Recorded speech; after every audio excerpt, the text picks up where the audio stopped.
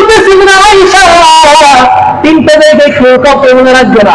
এক নম্বরে হচ্ছে কিয়ামতের দিন যখন আমল নামা ছেড়ে দেওয়া হবে, আমল নামা যখন আকাশের ভিতরে এরকম ভাবে ছেড়ে দেওয়া হবে, দুনিয়ার ভিতরে করবেন কার জন্য করবেন আর না করবেন আমল নামার ভিতরে লেখা থাকবে দুনিয়ার ভিতরে মানুষ কার জন্য করেছেন, আল্লাহর জন্য না লোক দেখানোর জন্য। আমল নামা লেখা থাকবে দুনিয়ার ভিতরে মসজিদে দান করেছেন কার জন্য, আল্লাহর জন্য না লোক দেখানোর জন্য।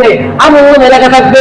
আল্লাহ তাআলা বলতেছেন মা ইয়ালফিযু মিন কাওলিন ইল্লা লাদাইহি রাকীবুন আতীদ, তুমি যা করতেছো সবকিছু লেখা হচ্ছে, সবকিছু লিপিবদ্ধ করা হচ্ছে, সবকিছু ভিডিও হচ্ছে, অডিও হচ্ছে, সবকিছু প্রমাণ থাকবে।